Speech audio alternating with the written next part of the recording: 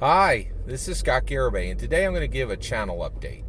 So basically, what I'm going to update about today is the content on my channel. What will the content on my channel be going forward, and a change. All right.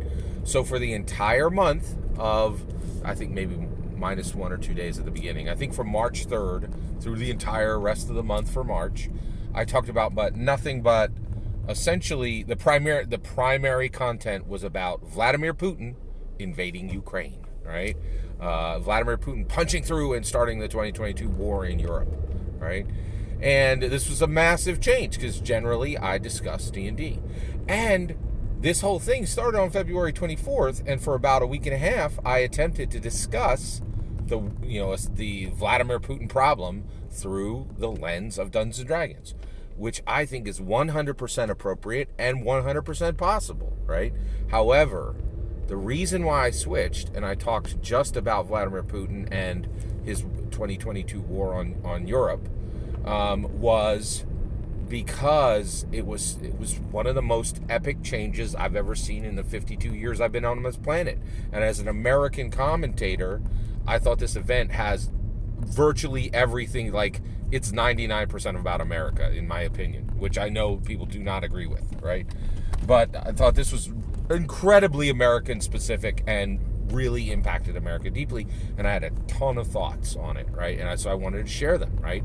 And as an American commentator, it's hard for me not to commentate on things that are just the elephant in the room. Like, it's just, you're like, I'm going to talk about that lampshade over there while this thing's happening. And so here's one of the things is, so one, was it a success? Absolutely not. It was a catastrophic failure to take that month and just talk about Vladimir Putin. All right, so it was a failure, right? Why was it a failure? I lost probably 20 subscribers, and in addition to that, I lost at least 2 major, incredibly valuable commenters, right? Big cost, right? And no way for me to look at it as anything but a failure, all right? So one, before we get all the way there on if it was a success or failure or not, let me talk about this, right? So understanding now on the other side of it that it was a failure, what should I have done? In my opinion, I should have kept talking about the issue through the lens of Dungeons and Dragons, right? And the reason why is Dungeons and Dragons is an incredibly epic, all-encompassing element, which really allows us to discuss all of life, because there are no parts of life that are not completely consumed within the sphere of Dungeons and Dragons, in my humble opinion.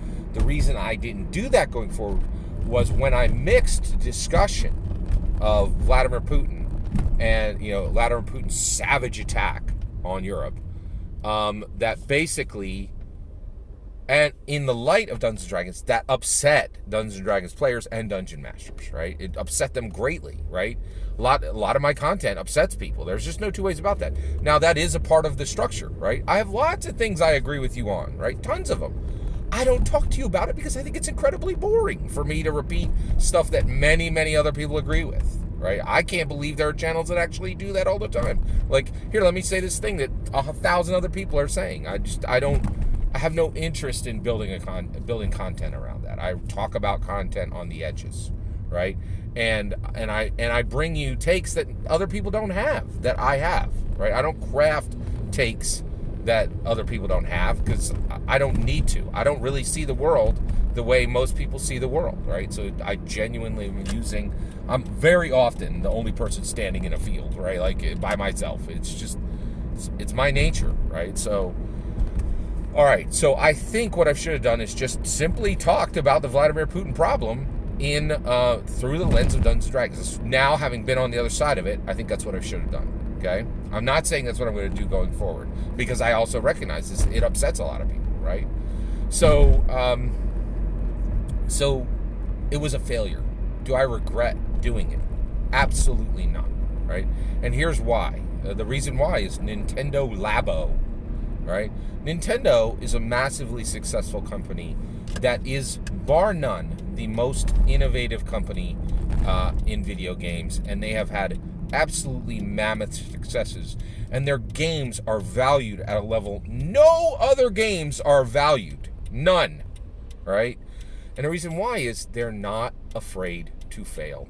Nintendo Labo was a catastrophic failure, right? People didn't understand it, people didn't appreciate it, people didn't like it, people didn't buy it, right? It was a massive catastrophic failure, right?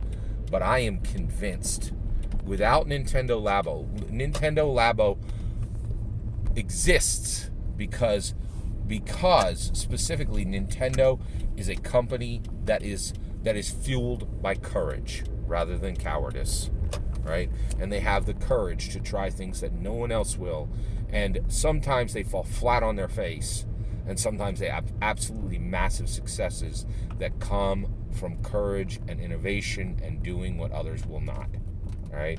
And so I am very dedicated to building a life for myself that includes failures, controlled, managed failures, right? And this was a failure. I'm not going to pretend it wasn't, right? But I also am never going to reach a point where I'm like, I'm going to do what everybody else does, right? And so that means this is a channel that talks about politics and talks about Dungeons and Dragons. Today, going forward, you're going to hear a lot more about Dungeons and Dragons. That commentary will almost certainly have politics in it. And I will warn you, there's a distinct possibility at some point I may say, I'm going to talk about this thing that isn't Dungeons and Dragons. That is a terrible business model for YouTube. But that's totally okay, right? And for me, and the reason why is I have a tiny little channel that sits off in the corner, and anybody who likes it can come, and anybody who doesn't, I literally list better channels you can go to, right? And so for me, I am not driven by money, and I'm not driven by subs, and I am not driven by clicks. I am driven by this wonderful exploration of an absolutely magnificent gift given to us by YouTube, which is the ability to take the free speech that America guarantees and hand it to the world for free. That is an incredible, powerful gift that is happening in my lifetime, and I'm very proud to be part of it.